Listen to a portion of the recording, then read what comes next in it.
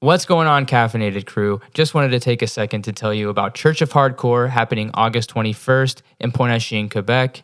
It's featuring some of the best local bands from the area, such as Scarfold, Northwalk, Soul Thief, and many others.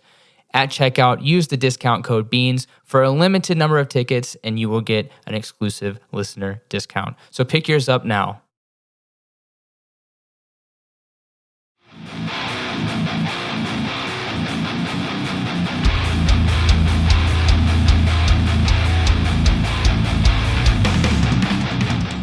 Welcome to Beans and Breakdowns, a podcast dedicated to bridging the gap between specialty coffee and the heavy music community.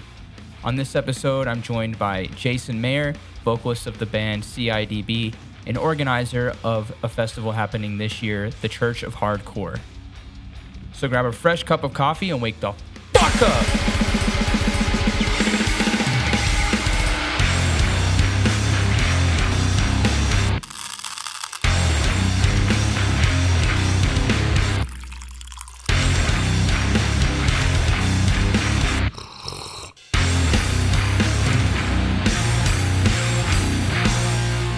What's going on, caffeinated crew? Today I'm joined by a friend of mine from the Montreal scene. He's from the band C.I.D.B, Jason Maher. How is it going this afternoon? It's going great. How are you doing today? I'm great. We've actually reached the nighttime. I'm going to clear that up for everyone. It doesn't feel like nighttime because Montreal, the light is out until 10 p.m., but it's the evening.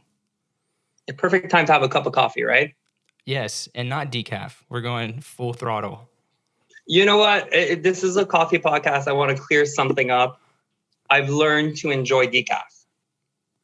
It's been a long road, but you know what? When it's 10 at night and you really love coffee, a cup of decaf, there's nothing wrong with that. I agree with you. I think that especially in specialty coffee, they put a big significance on making decaf coffee not taste like chemicals, which is what it has been.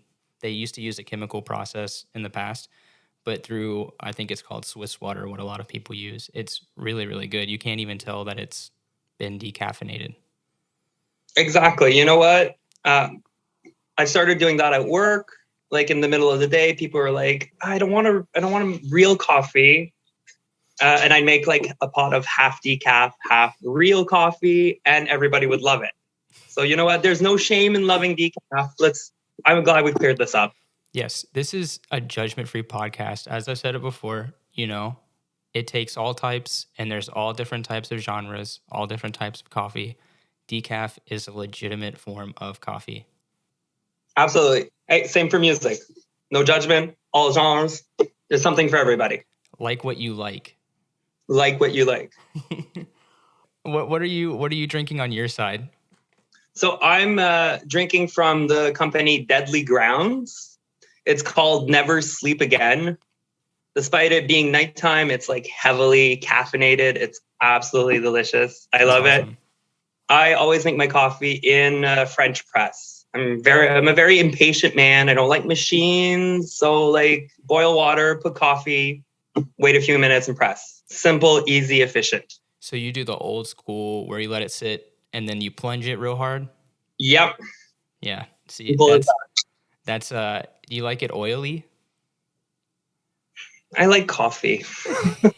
I'm being honest here. Usually my first cup in the morning is probably not well done, but it's the first cup. So I think timing is more important for that one. Timing, it's the urgency over the... urgency of the morning coffee. Yeah. Well, I hear you. I usually wait until I get to work to brew my first cup. So because I have a very different morning routine, but... oh no, by the time I get to work, I've had like 3 cups in all honesty.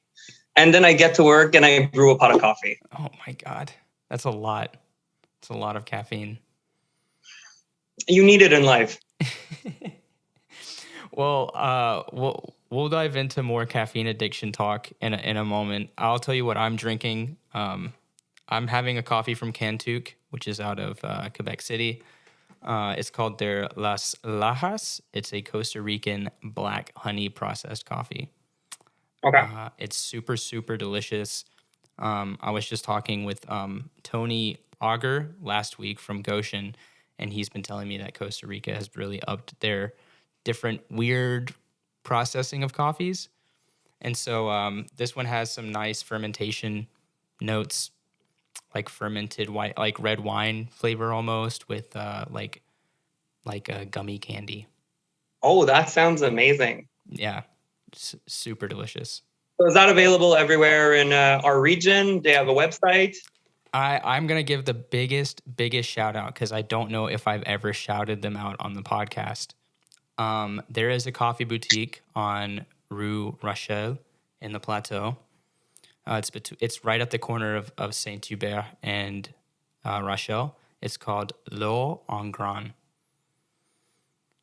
So in French, it's like golden grain, basically. Okay. It's like a little coffee boutique where they stock just all Montreal and Quebec roasters. That sounds amazing. So I guess I'll have to go down on the plateau one Saturday afternoon and just pick up some grains. You do. I don't know, what area of Montreal are you in? Right now, I live off island, so I work like in the West Island, like really at the tip. So I live just off the island. Are you like, yeah, okay. I used to work over there in Point Claire, which that's pretty far west. Oh, no, like, see, I'm further down. Like, I work in like Saint-Anne-de-Bellevue. Yep. So I live right across the bridge. So for someone who lives so far in the suburbs, I'm always in the city, though. There's actually a wonderful shop that I went to in St. Anne about 6 months ago. Actually, I think it was last year. And it was awesome. Really small boutique. They were serving rabbit hole coffee, which they also do some really great stuff. I believe they're from like Belay. But I don't know if I'm saying that right. Yeah, that sounds right. Yeah, near Boucherville.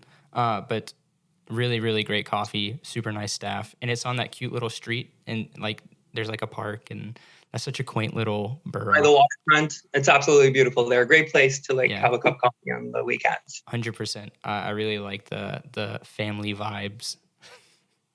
And you know what? In the suburbs, there are some nice places. In Vaudreuil, there's one right by the water side, Café Exo. It's like a tiny, tiny little house that they coffee shop in. They even have concerts sometimes there, obviously like small acoustic type concerts. But you know what? The perfect coffee shop vibe and great coffee, great staff. Even Lakeshore, there's Victor Rose Espresso, which is a really nice, it's like a house cafe as well. Oh.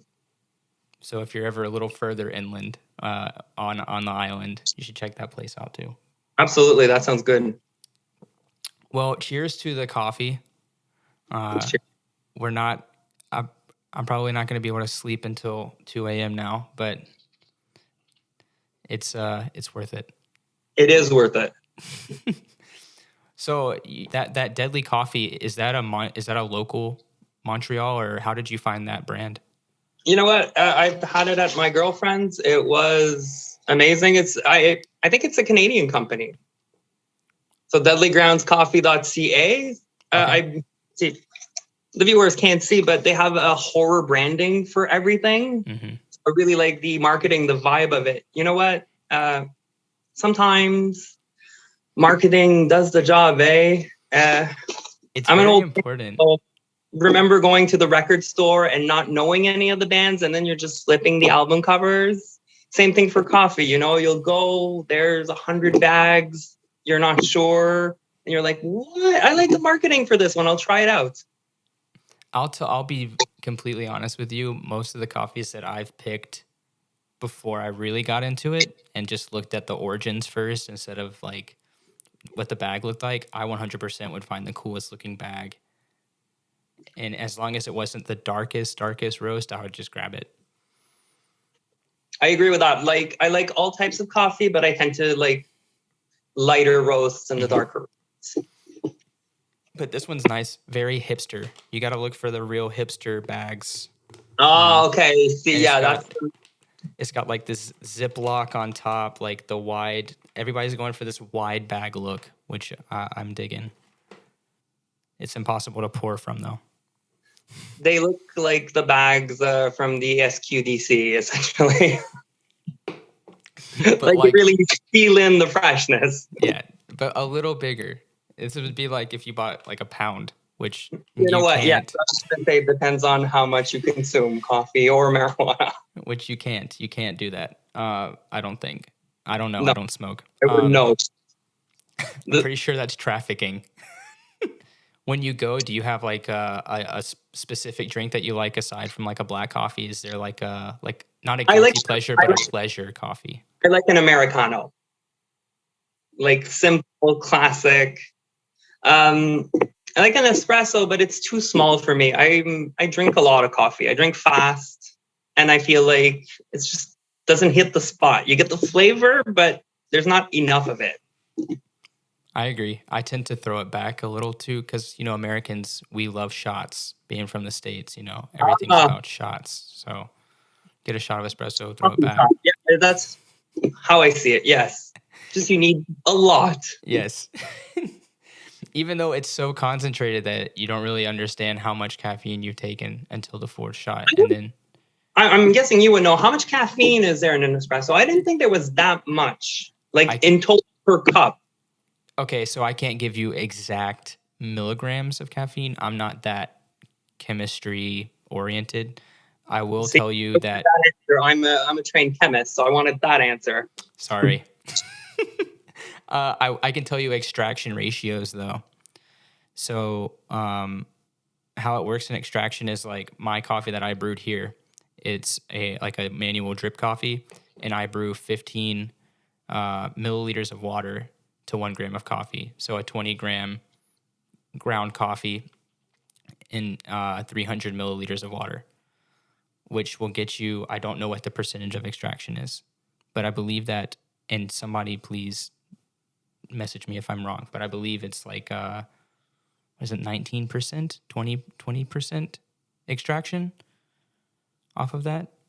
In espresso, you're getting a 2-to-1 ratio almost of coffee. So you're using two milliliters to every 1 gram of coffee. So if you do an 18-gram dose, then you want to put, I think it's like almost less than 40 milliliters of water through. And it's ground a lot finer. So it's smaller, so it just extracts way more. So you could get up to like 50% extraction. That's probably really high, but like I said, I'm not a chemist. You seem to know it well enough. I watch a lot of YouTube.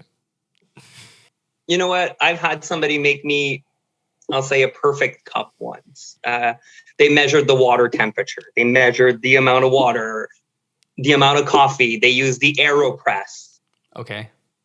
And you know what? I will admit, it was the greatest cup of coffee I've ever had. Do I have the life patience to make that coffee? No. Like I said, I am a real addict. I love my coffee. It is my number one drink throughout the day, throughout the evening.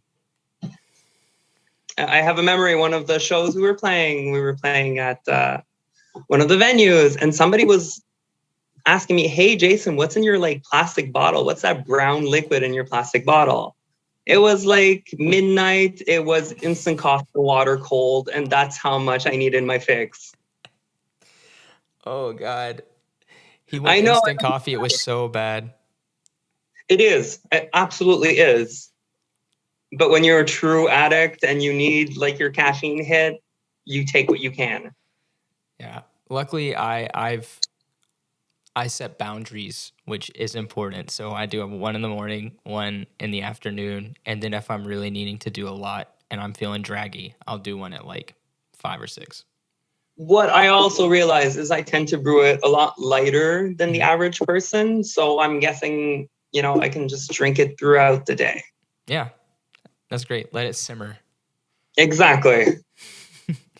That's awesome. I'm really happy that you are addicted to coffee, but I'm a little bit worried about you. Maybe just a little bit. I cut down. Don't worry. That's where I learned the joys of decaf sometimes.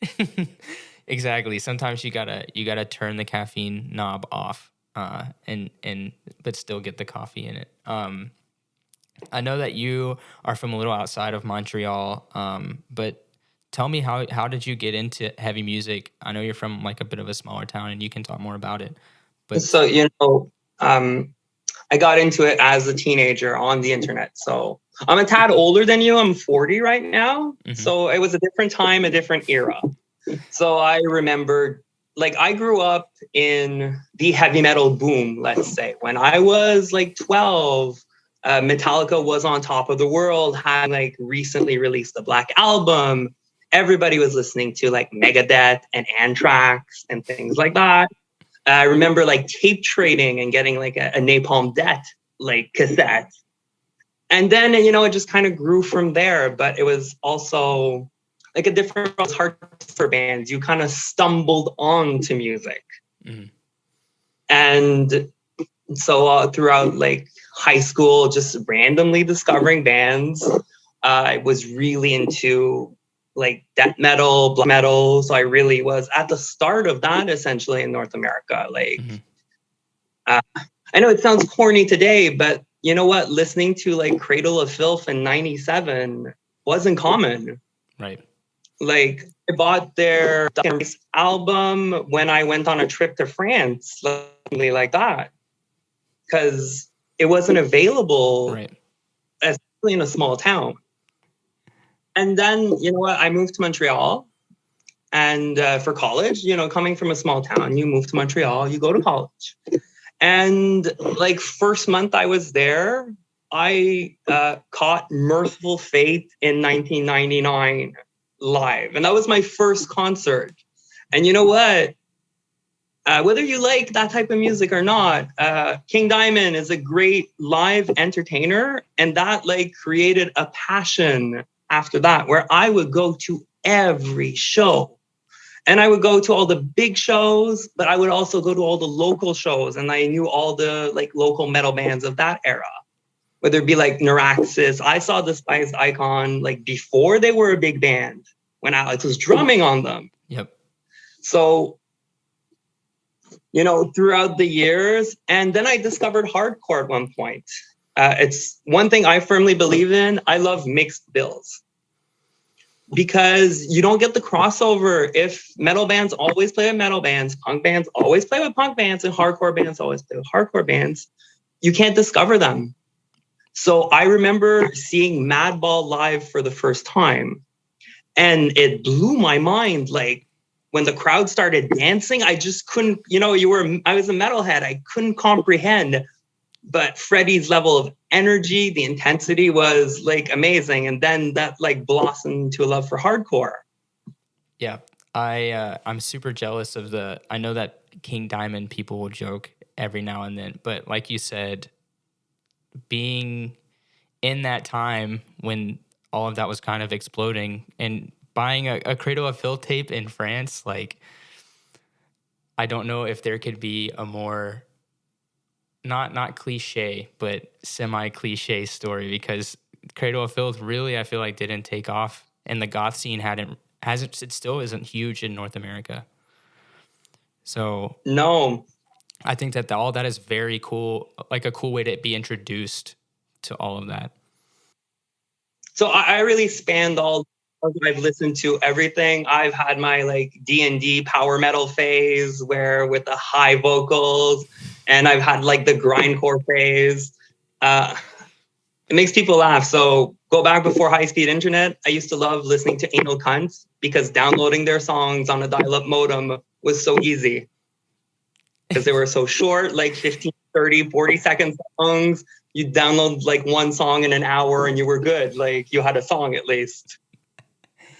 Oh man, the time. It shows technology really is influences how you consume music, how you consume media.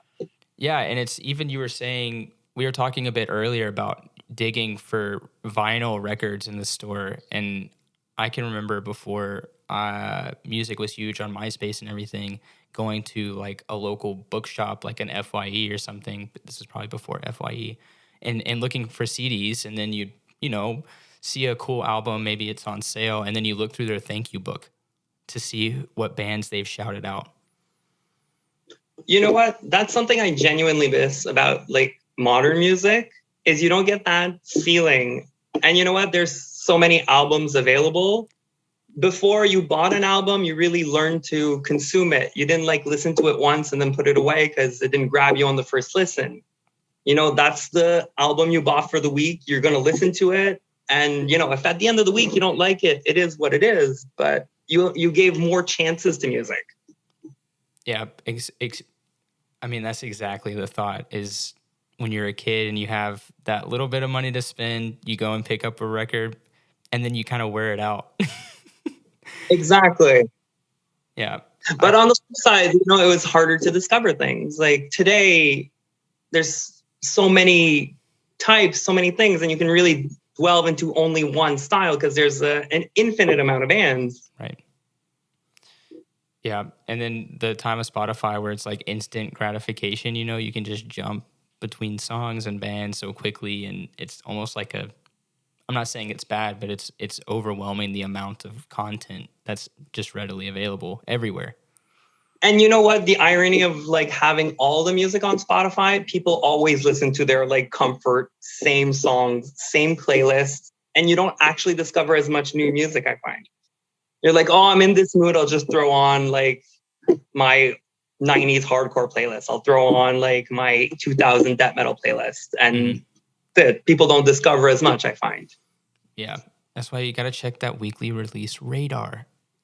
You know what? No, this is where you need to go to shows. That's where you discover bands. That's where you know what? That's where I find music really shines is live. The communion between the crowd, the band, the energy in the venue. That's where the magic actually happens. Yeah, I'm so happy that you've brought that up because I would love to talk about, firstly, C.I.D.B. You do vocals in C.I.D.B. I've seen y'all live and listening to the demos and everything, they're very like punk, and I've always found this that seeing hardcore and punk bands live is it's complete. You don't get the experience as listening to it. Because I thought I knew what to expect listening to y'all's demos and stuff. And then I see you guys live and I'm like, oh no, that's not what it is. Oh no, I agree. We are a live entity. That's where we show more.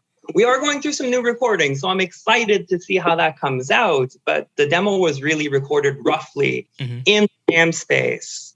And you know what? The guys did what they could with what they had at the moment, which was really the essence of DIY punk, DIY hardcore.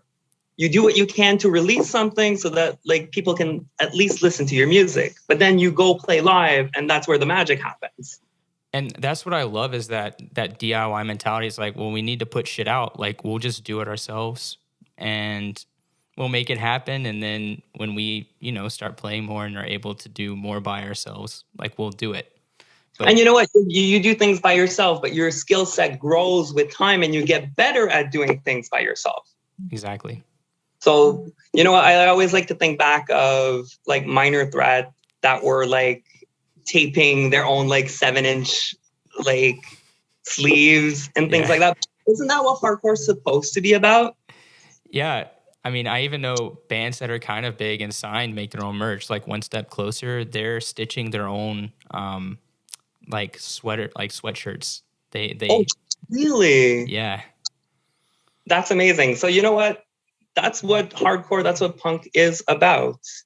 At this point, we're trying to do as much as we can by ourselves because, you know, that's what we have. That's where it's supposed to grow. So we have the art that we're doing. It's Mark, our bassist's boyfriend, who draws all the art for us. Why? Because we know somebody who does it. When we get our shirts printed, we get them printed locally in Montreal. You know, let's keep the energy in the scene and like it just helps everybody that way. Like support local. That's part of the process. Yeah. I really do love seeing you and C.I.D.B playing live. You have a piece of kind of every genre, which is obviously, as we can hear from the way that you speak, like that's really what the essence of yourself and the full band. You know, Jimmy's a punk. You've got Jimmy's pure punk. Like Misha just likes crazy drumming. That's what he enjoys. Mark is likes his old school 80s metal, like the thrash metal, and he also likes punk. Shakti likes metalcore. I like all genres, but you know what? Having like Jimmy a punk play some King Diamond for Halloween, but you know what? It's part of it. That was kind of what we wanted to go for with the band. We called it moshcore because we want to include everything. You know what? We play our song about graffiti, and then we close with like a 30-second cover of Holy Diver. Why? Because we're drunk and it's funny and we want to sing Holy Diver, because who doesn't want to sing along to Holy Diver? I love it. I think what you guys are doing could be considered like just genre fuck. It's so good. It's kind of what we're aiming for. The goal is to have fun. You know what? You've listened to hardcore for a long time, so have I. Sometimes it's too serious, you know. We love that municipal waste vibe, where we're there to have fun. It's a hardcore show. Let's dance. Let's have fun. Let's jump off the stage. That's what we're there for. Definitely. So what do you guys have coming up show-wise? Even, I know you said working on some new recordings. What's in the works for 2022 for the band? Okay. So we are heading this weekend in the studio to record. We're part of a Ramones compilation that's going to come out. So we're going to do a Ramones track. We're re-recording some songs on the demo just to give them a like cleaner feel. Also, the demo was recorded before I joined the band. So we want to include like the dynamic between me and Jimmy, which I find is very interesting. If you're from Montreal, sometimes it feels cliche, the band with two vocalists, like despised icon. It like in Montreal, it sometimes feels cliche, but you know what? Shout out to them. I've always loved it. The energy it brings on stage to have two vocalists is great. So we're working on the recordings this weekend. A few weeks ago, we recorded all the footage for the video clip for our next single. So we recorded the footage for Gay for Pay. So we're kind of downtown Cornwall, running around amok in an abandoned like shack. It's gonna have a very, you know, fun, campy feel to it, like almost like a Blink 182 video, essentially, where we're pretty much just running around the city doing stupid things. Let's just put it that way. That's so exciting. And then we have a bunch of shows coming up. We're going to be playing Cornwall. We're going to be playing in Ottawa. We're going to be playing in Montreal, Turbo House. Then there's going to be the Church of Hardcore Fest. And the weekend after, we're playing at Trackside, supporting Buck Sid, like an Oi band from Quebec. Oh, good old Trackside. Plans, but you know what? Sometimes they're not completely ready yet. We're working on things, working on new shows, but that's the DIY essence. You're doing it yourself. It takes the time it takes. Well, that's super exciting. I can't wait to see the video for the single, because I know that you guys love acting the fool, is what I'll say. You know what? Very excited. The Gay for Pay video it goes hand in hand with Mark's OnlyFans. So if anybody's into that, you can subscribe to Mark's OnlyFans. There's a link on our Instagram page. So if you're into that type of thing, we got you covered. We cover every base. There's something for everyone when you listen to C.I.D.B. There is. Well, I would love to know more about Church of Hardcore. I know that you talked a little bit about it, but it's a really cool premise because it's basically a small festival an hour outside of Montreal. So I guess give me the lowdown. Things just start in life, eh? So I felt as I was starting to book our own shows for C.I.D.B, I missed going to a festival. You know what? We've all been through a rough pandemic few years. I don't know how long you've been in Montreal, but have you had the chance to go to the big like summer rock fest? So I've been here since 2018, but for the first 2 years, I was traveling to the U.S. and back like every weekend. In the summer, I was gone basically the whole time. So no, I've never been to Heavy Montreal. I've never been to Montebello. I think those are the two main ones. But yeah, there was Heartfest also. So yes, I was looking at my summer and I was kind of sad that there was no festival. And you know what? Sometimes you have to take destiny in your own hands.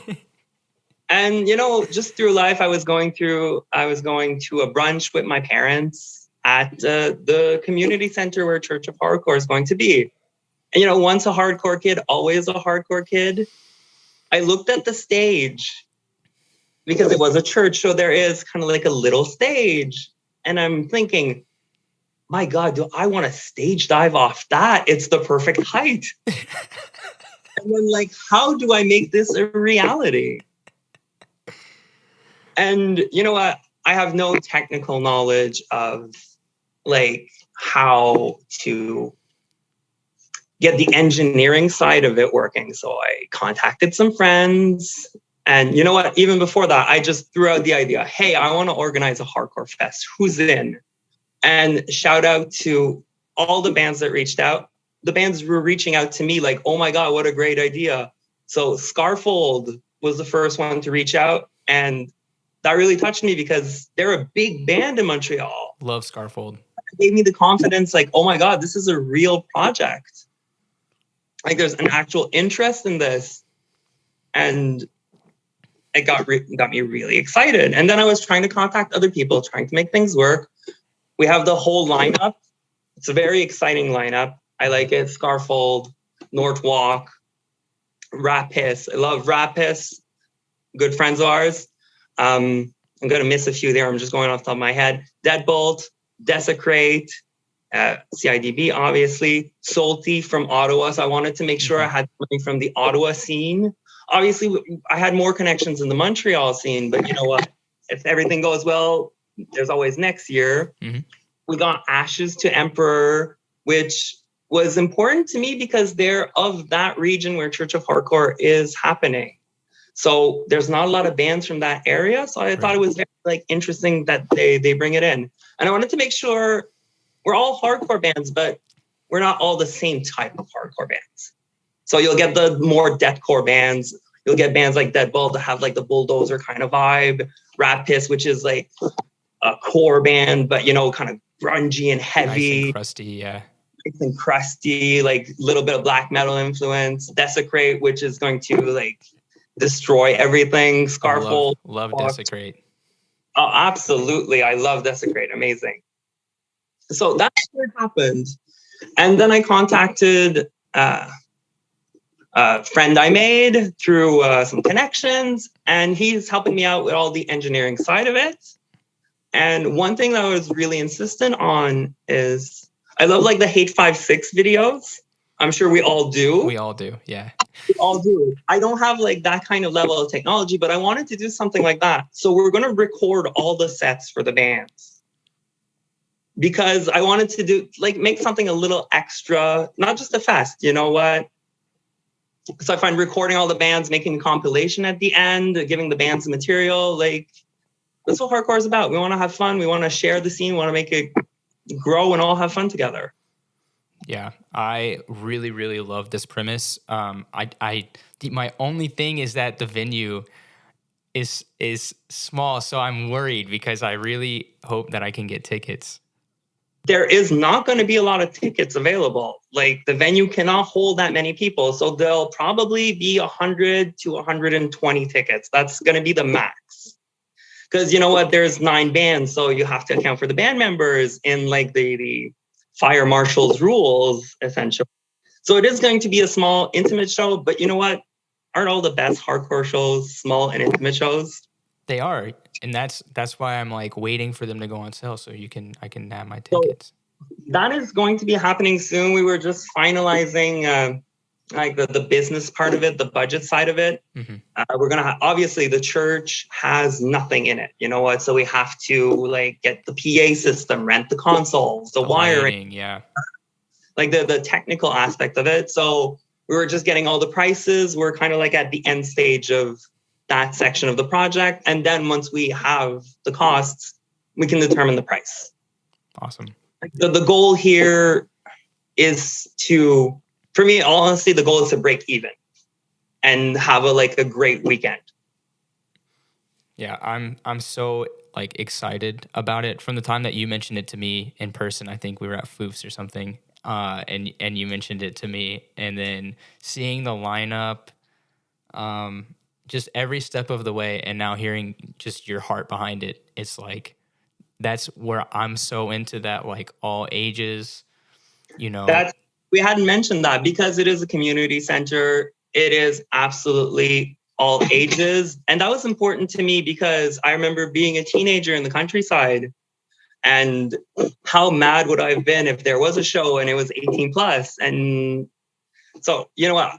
I hope people from the region come to see the show. If they don't, and if it's all people from Montreal coming down, it is what it is, and people from Ottawa. But you know what? At least give people the opportunity. So I'm sure you remember in the States, it's much more common all ages show, correct? No, we had one venue in my town that was all ages. Really? Because you know what? We hear the stories about like the VFW halls and like the hardcore shows there. Is that all a myth? No, it's not. It's in other areas. It's definitely a big part of the culture. But in my hometown, are all by the time that I was getting involved in high school, it had kind of slumped, and so we had one remaining venue that would do shows for like it was like 150 cap maybe, in this like Well, crappy that's basement, kind of what it's going to be like. which is why I'm stoked because it takes me back. And you know what?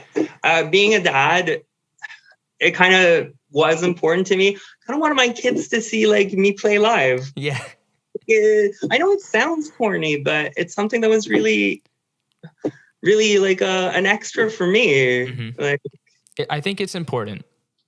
It's super important. Like having it accessible. I mean, for your kids in like bands that have their kids, they want to be able to share that experience with them. exactly. But also, like I've said this before, but there's no like hardcore or underground scene without having it accessible for the youth. That's where I was going to segue into, because if you gatekeep really hard and nobody can get into the scene and you have to be 18 plus, and then, well, there's nobody to like start new bands. Cause I think that's really important when like I started in C.I.D.B. I joined when I was like in my late 30s. And it was just through a random message like, hey, Jason, do you know somebody who wants to sing in a hardcore punk band? And then I'm like, you know what? Yeah, I've never before, but I've always wanted to. So let's do it. Mm-hmm. But kids have to start when they're 16 and they get their first guitar. Yeah. Like, I remember being 16 with my friends and writing really bad grindcore songs. Like, we never made it to a point where we were playing. But you know what? Being in the basement and writing those like bad 30-second songs, you need that part of your life. It shapes you, yeah. It shapes you. You get good, you get better, you practice, and then you move on to the next step. Mm-hmm. Yeah. So I find it really important to get everybody into the scene. Yeah, I love it. I really love this idea. I'm super excited. I really hope, like, I am without a doubt it will be successful and will become an annual thing. Like, I'm so excited. You know what? That's my plan. Obviously, first year, it's the first time I do this. So it's all Montreal and Ottawa bands. But you know what? I can see, if things go well, the potential for bigger bands, for, you know, I won't say international bands, but you know what? A band that comes from Saskatchewan, that comes from Toronto at least, and like scale up a bit. Definitely. And so this is happening August 21st. I will link the event page in the description of this podcast. So if you are in the area, if you're outside the area and want to get a ticket and come, that would be awesome too. If you can, I would also link the Instagram page. That's where I post most of the news for the Church of Hardcore Fest. And you know what? I'd like everybody to make sure they go like all the band's pages. So Scarfold, Northwalk, Soul Thief, Desecrate, Rat Piss, Ashes to Emperor, C.I.D.B, Deadbolt. I think I covered everybody. But yeah, go like the bands. All of them are really, really good. And everybody brings something different to the table.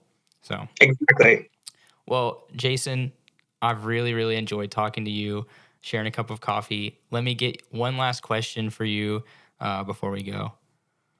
What's your favorite city for beans and breakdowns? Montreal. You know what? I've been to multiple places in my life, and I couldn't imagine being anywhere else than Montreal. Best music scene, best metal scene, best hardcore scene, best punk scene, beautiful city, amazing people. Why would I ever leave? Love it. I can't say that I agree because I have to be non-biased, but wink, wink. You know what I mean? Well, wink, wink. You live in Montreal. You get it. It's a magical city. It's been a pleasure talking to you. Likewise. Thank you so much for hanging out. I really hope that you enjoy the rest of your evening, and I'm sure I'll see you very soon. At the next show, probably. Of course. Take care.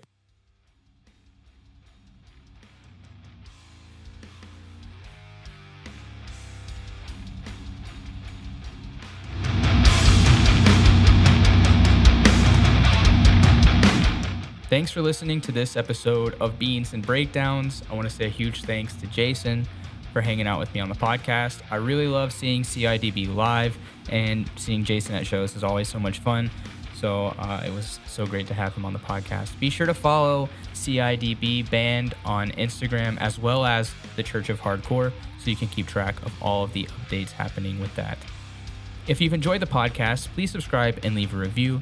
You can also find out more information about the podcast by following us on Instagram at Beans and Breakdowns, or on the web at beansandbreakdowns.com.